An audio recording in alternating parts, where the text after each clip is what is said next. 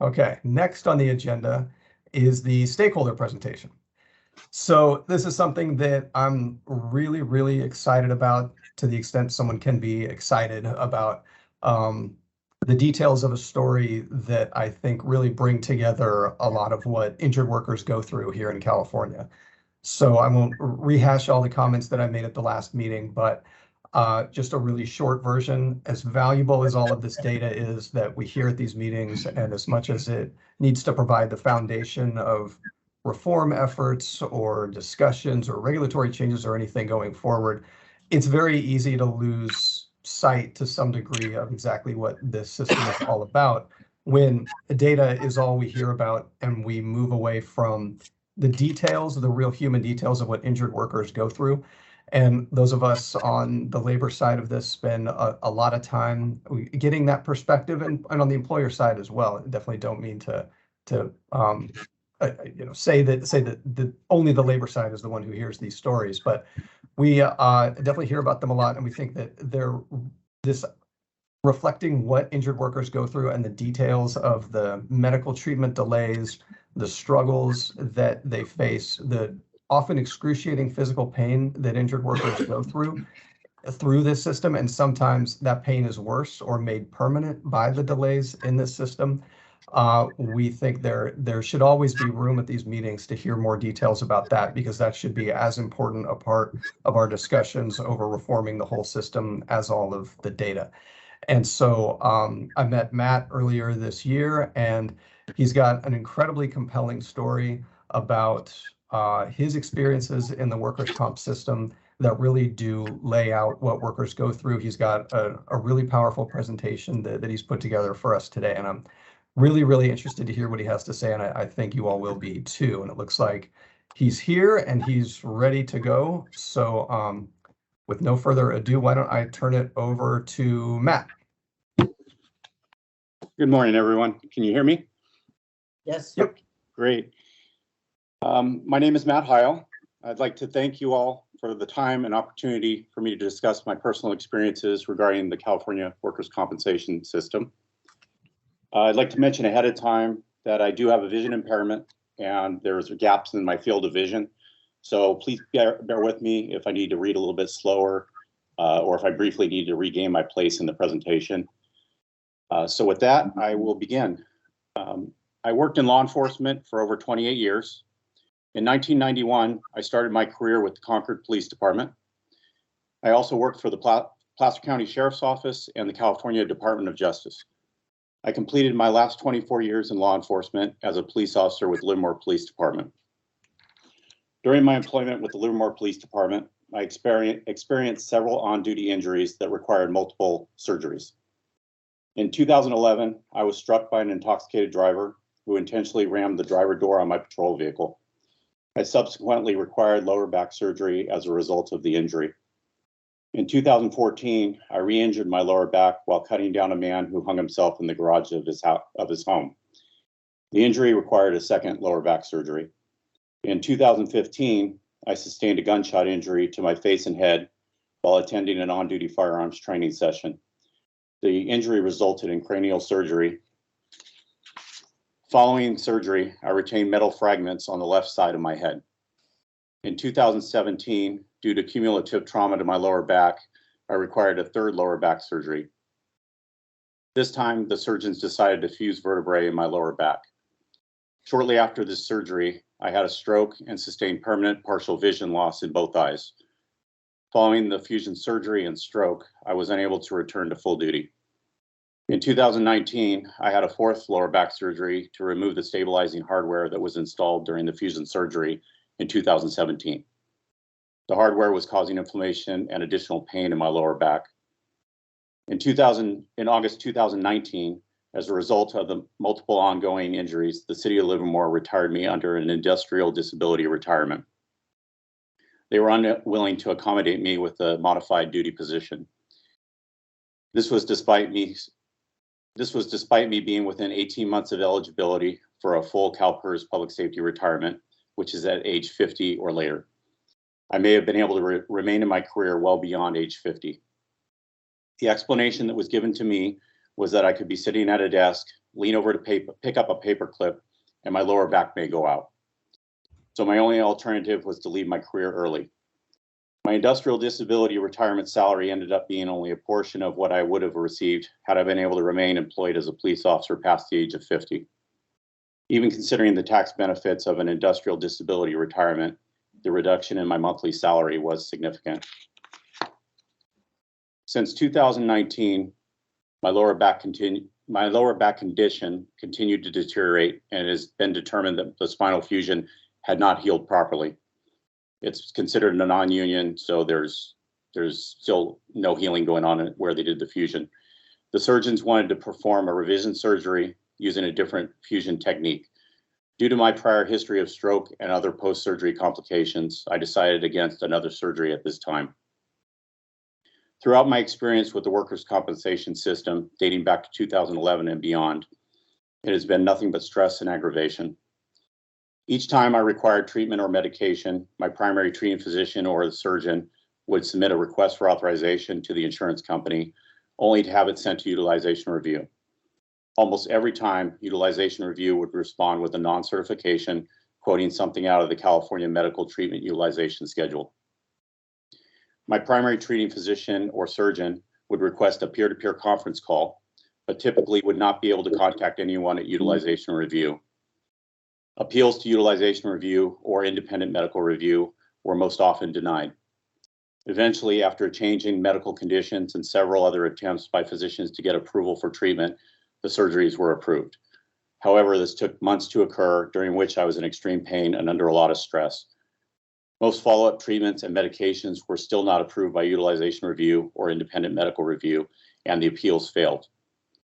I have retained copies of non-certification letters from utilization review in my personal records at home. I would conservatively estimate the number of non-certification letters to be well in excess of 50, dating back to 2011. And I wouldn't be surprised if the number of non-certification letters actually was closer to 100. I was able to pull over 30 non-certification letters from my files at home without even going past the last few years. And here's just about an inch thick stack of non-certification letters just in the past few years.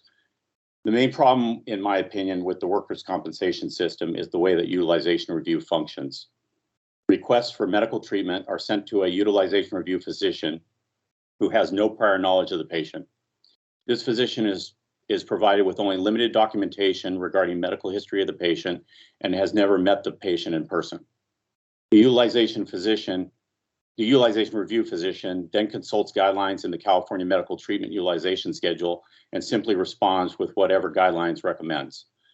There is no personal knowledge of the patient used in determining treatment or the medications. I'm sorry. There is no personal knowledge of the patient used in determining treatment or medication authorized.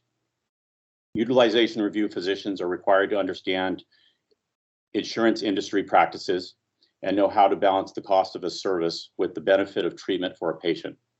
So there is already a built-in subjective bias against the patient. I was personally told by numerous physicians and surgeons that because of all the complications involved, they simply prefer not to accept workers' compensation insurance. Other physicians and surgeons who still currently accept workers' compensation insurance told me that they are frustrated with the system and are considering not accepting it as an insurance provider anymore. There are entire healthcare networks that currently refuse to accept California workers' compensation insurance due to all the complications involved. An example is UCSF. They would much rather contract with private insurance companies with much less bureaucracy. My assigned nurse case manager, Linda Stutzman, oversees care of patients all over the San Francisco Bay Area, and she has done so for many years. Linda told me that it's becoming more and more difficult for her to find her patients quality physicians who accept workers' compensation insurance. It is even more difficult to find a specialist required for specific types of medical conditions or injuries. It is almost impossible for patients to find quality medical care, and even if they do find a physician who will accept workers' compensation insurance, chances of getting treatment or medications approved through utilization review or appeal are slim to none.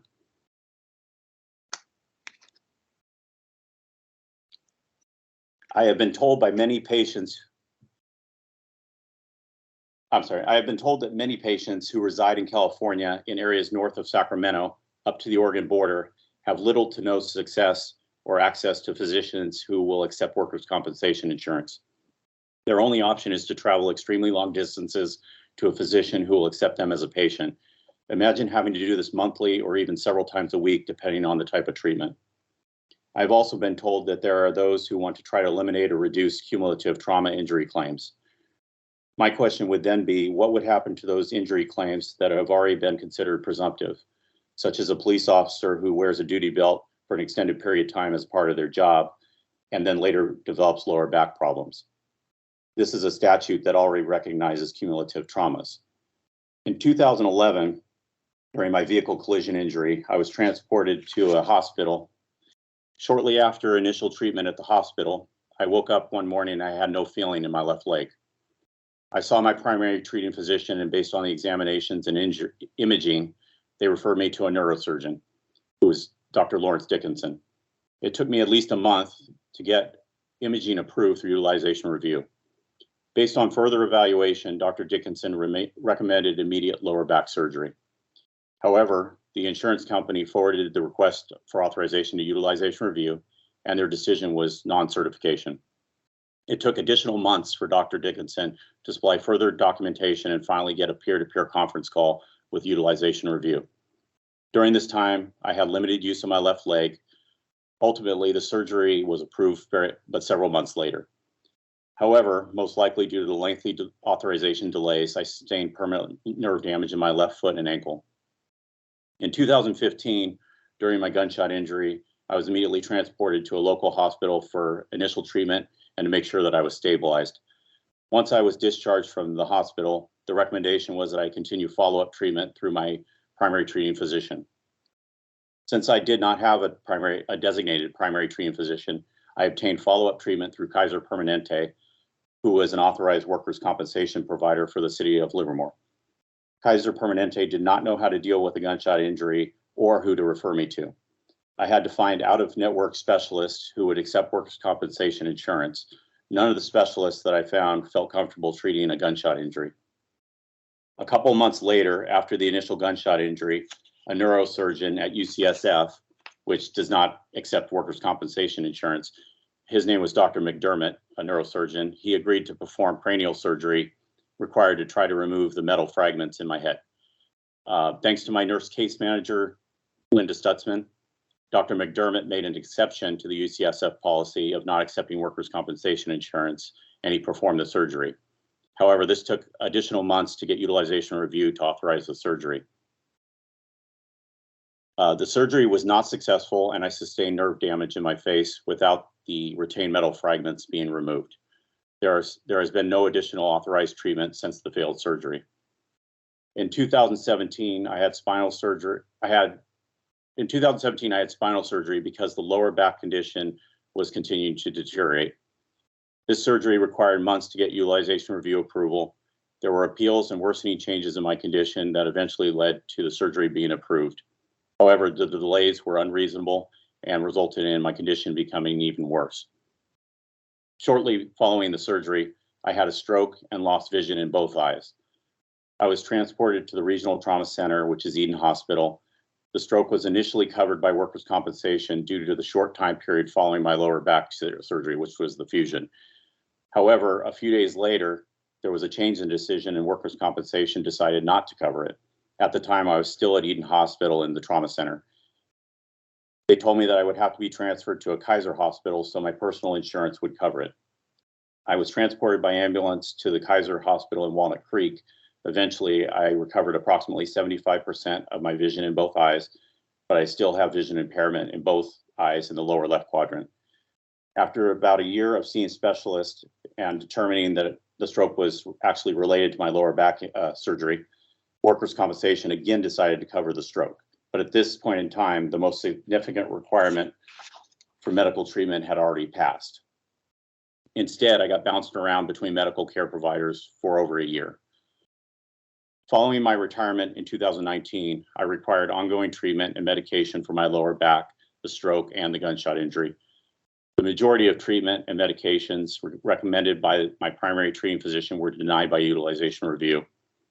My primary treating physician became so frustrated with utilization review that she would often tell me that she would try to appeal, but she did not expect approval. Ultimately, the appeals for authorization were typically denied. I honestly doubt that the individual at utilization review who received the request for authorization even considered any of the supporting documentation. The reason I doubt this is because many of the non-certification letters stated that,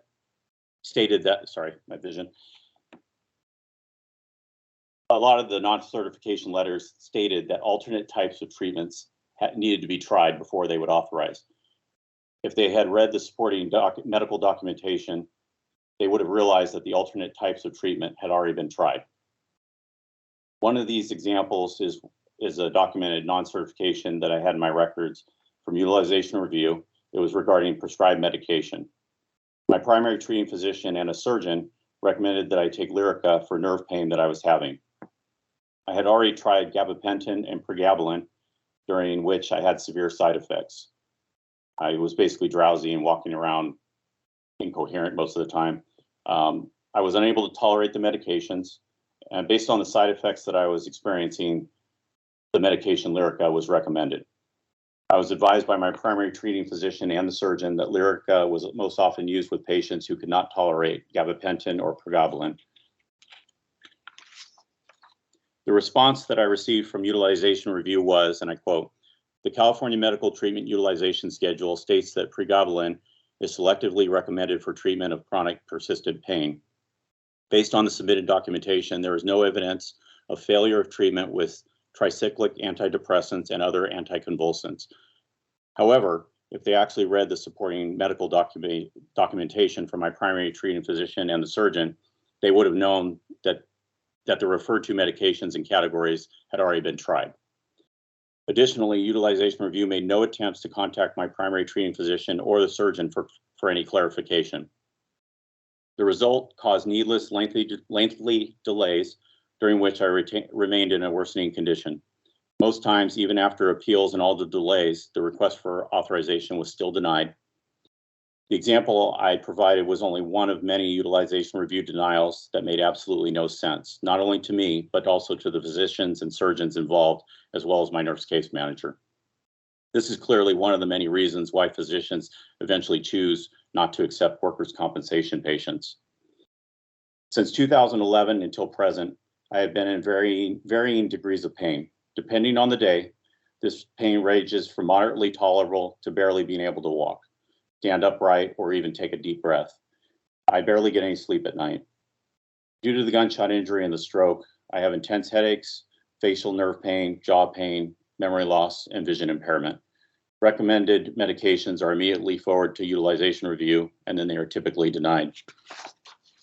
As a result of the ongoing denials by utilization review and failing appeals, I chose to settle my workers' compensation claims with the city of Livermore, and in turn give up all future medical benefits.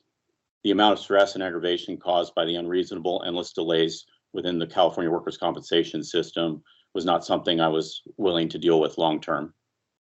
It was causing me additional physical and mental hardships well beyond the injuries I sustained while employed with the city of Livermore.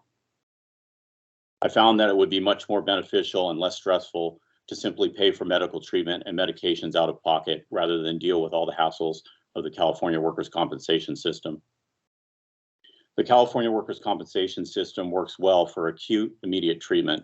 If someone has an injury at work and requires immediate medical care at a hospital urgent care center, then there is typically no problem.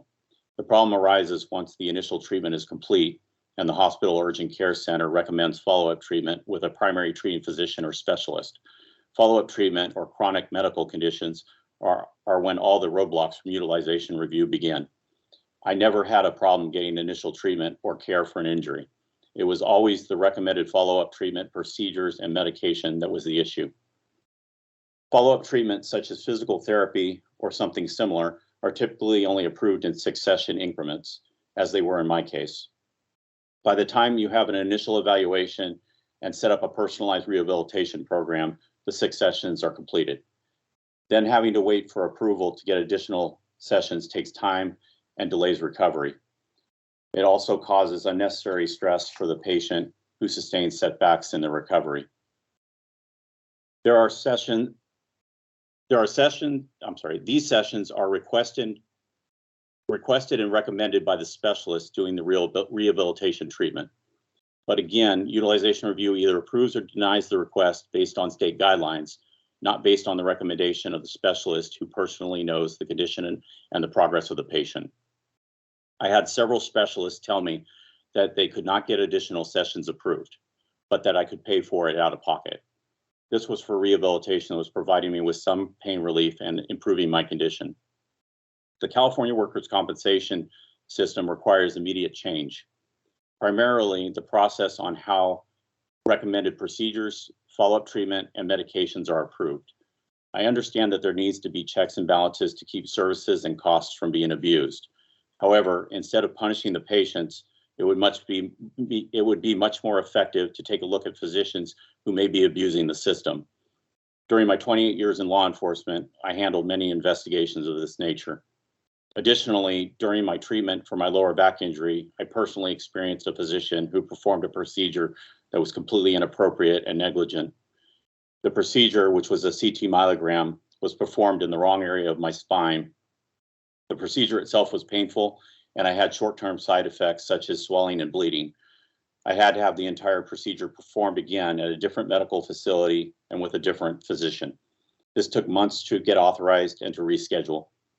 Despite my formal written complaint to the state of California, nothing happened.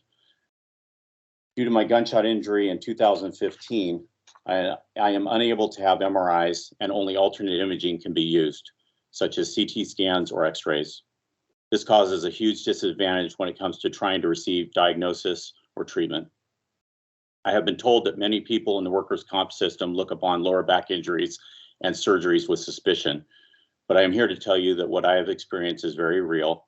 I have saved thousands of pages of medical records from my physicians, surgeons, and hospitals documenting my injuries. There are police reports and Cal OSHA reports documenting all the instances when I was injured, and there were plenty of coworkers present when the injuries occurred. During the years that followed my injuries, there were days at work when coworkers would need to help me stand or walk because I was in so much pain. And at that point, I would typically need to be driven to a hospital emergency room. I have a 9-year-old son who plays baseball, football, basketball, and soccer. He would love for me to go to the park with him and practice or play sports with him. However, he realizes that I am unable to run anymore, and I have very limited mobility in my lower back. I cannot bend or twist without risking extreme pain or being immobilized for days or even a trip to the hospital. So my participation with my son's sports and school activities has been greatly reduced. These are years that I will never get back with him. Patients are in need of timely, reasonable, personalized care and not simply dictated to by utilization review based on a cookie-cutter guideline set forth by the California Medical Treatment Utilization Schedule. I believe that an objective, reasonable solution is that there needs to be more expeditious, timely, peer-to-peer communication between physicians and utilization review before decisions are made. Utilization review decisions need to be based more on communication with the requesting physician, such as peer-to-peer conference calls and other type of direct information exchanges. Simply making authorization or denial decisions based on very limited medical documentation or state guidelines is not sufficient. The current amount of time required to exchange information is far too slow and limited. Patients with chronic, long-term medical conditions are lost in a broken system. Patients are people with real needs, and they should not be treated just like a number in an assembly line. This presentation has been only a summary of my experiences that I've had regarding the California Workers' Compensation System in the past 12 years. There is so much more that could be discussed, and I'd always be pleased to do so at a later time.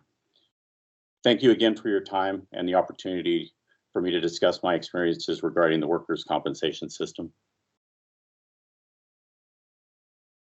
Well, Matt, I think I speak for all the commissioners when I say no worker should have to go through what you've gone through, and there's no excuse for all of the struggles that you've had getting the medical care that you need, and all of the delays and the hassle and all the fighting that injured workers should be able to focus on recovering from their injuries, not fighting a system that seems so stacked against them.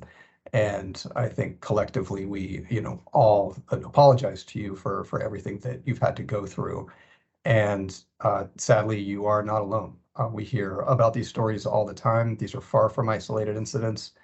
Just grab any applicant's attorney and ask them about these sorts of questions, and they'll be happy to talk your ear off about how many clients they have that are in the exact same situation that you're in. And going through your story, you really hit on pretty much every single point that we raise as far as issues in the system that need some sort of immediate fix, from start to finish, from getting the claim approved to getting treatment requests approved to what happens when the doctor can't get a hold of the URO, on down the line. And then specifically the fact that we are dealing with chronic, maybe incurable physical pain that is made worse through these delays. That's there are a lot of parts in your story that I think will stick with everyone, but especially the fact that you will now have to go through your life with a lot of these injuries being worse than they would have had the system not put you through the ringer the way that it did. And so there's a lot in there to talk about, a lot of specific points that we could easily spend the rest of the time through 1:30 going through. I will say that we do have a written copy of Matt's presentation that we're happy to give to commissioners or anyone else who would like to review it. And I think that'll be really helpful. We should go through and make a list of all of these things and look at them as areas in the system that need reform, because I think you've really kind of hit every single one of them, sadly. And so with that, I will absolutely will open it up to other commissioners for any questions. And Commissioner Roxborough, go for it. Right. Well, thank you. And first of all, I want to say thank you for your service. Oh, thank you. Okay. Thank you very much. It goes unnoticed. Your story is not unfamiliar to me. I hear it from all sides and from many of the stakeholders. May I ask, you wrote to the state of California. Do you remember what organization you wrote to? It was the State Medical Board. The State Medical Board. And they opened an investigation. And just ballpark, if you remember, how long ago was that? And did you get a response from them? The procedure was probably about 2 to 3 years ago now. And I immediately filed the complaint with the state of California, with the medical board. And I received, I received periodic updates saying that it was being looked into. And then it took about a year or 18 months. I would say I got the final response maybe within the last year.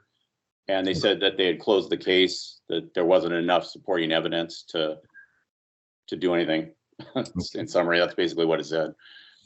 So I agree with our chair and probably with all the commissioners. This is a story that's too often told.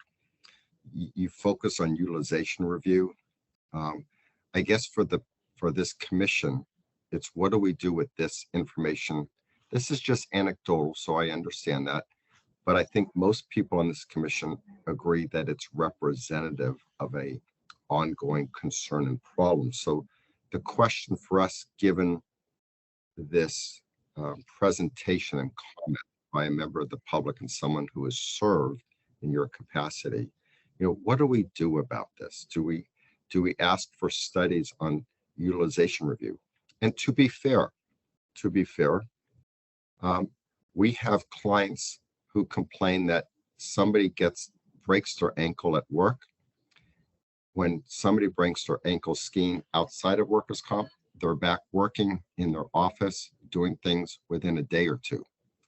And it's $5,000 of medical bills. In workers' comp, it's $100,000 of medical bills. There's a claim that goes on for 4 years.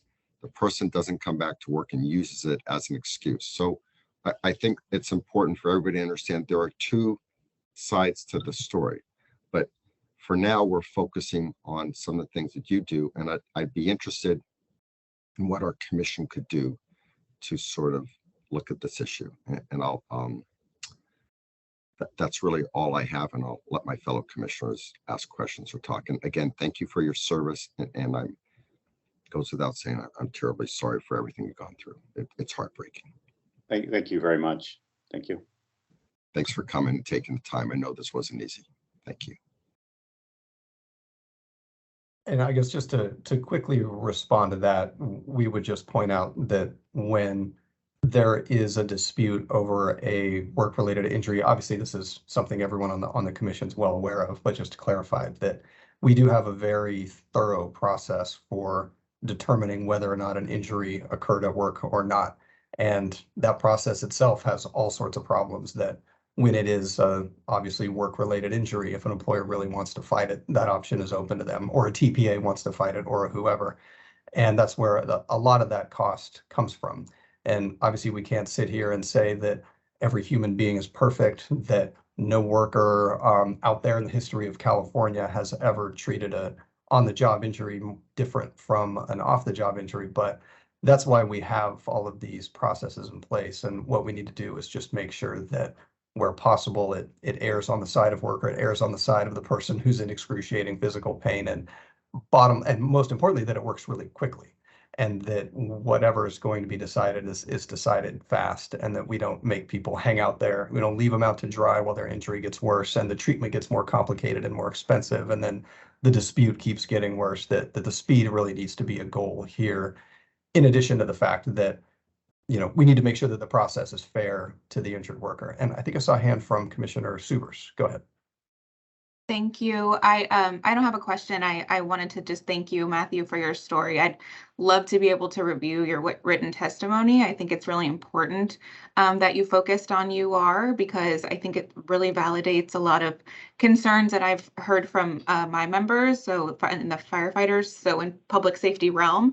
I think that they face a lot of similar challenges. We'll hear from our members that they will have they'll finally get an approved treatment, and then a year down the road, they'll get it sent, they will get that treatment sent to UR, and then it gets denied after they've been receiving that treatment for a period of time. So I just wanted to say thank you, and I'd love to review your testimony, and thank you for your service as well.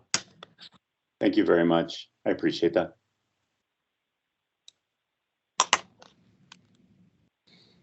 Okay, any other comments or questions? Yes, Commissioner Ruarcara. Matthew, I just want to share again the consensus of my fellow commissioners on our gratitude to you for your service. Thank you. And deep apologies for the pain and suffering you and your family have endured. My one comment is just to say that I was I leaned in on the comment you made about acute versus chronic.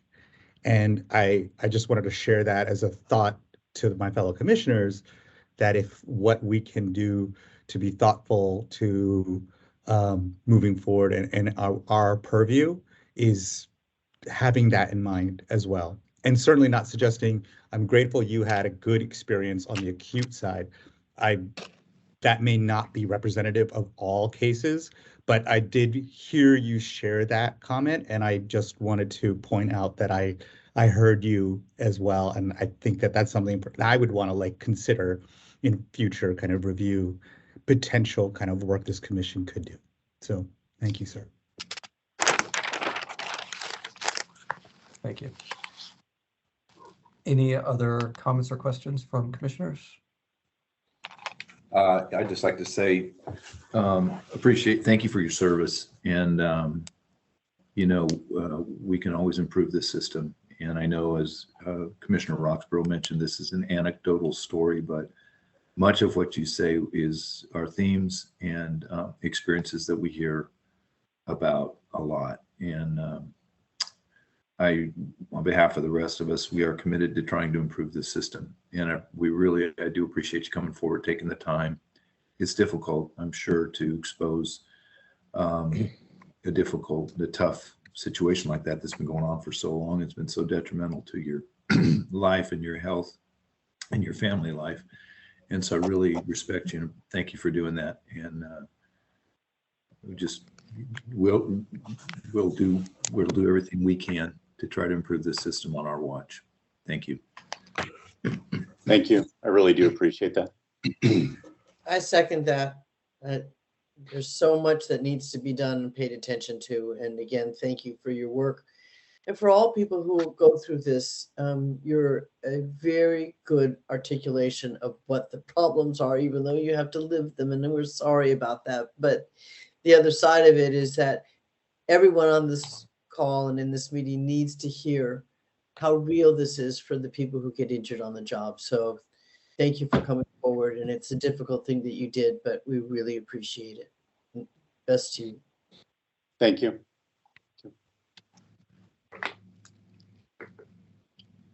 Okay. Seeing no other comments or questions, Matt, just want to thank you again for taking the time to put that presentation together. We'll definitely get it out to commissioners and probably go through it and turn it into a list of reform ideas that we can get to work on so we can start making progress on some of these issues. And again, just really, really appreciate you being here, and thanks again for your willingness to take this time. Apologies again for everything that you've gone through, everything that you continue to go through. We're deeply sorry that the system failed you the way that it did, but we're going to do what we can to help make sure that it works better in the future. Thank you. Thank you for inviting me. I do appreciate it very, very much. Right. Okay.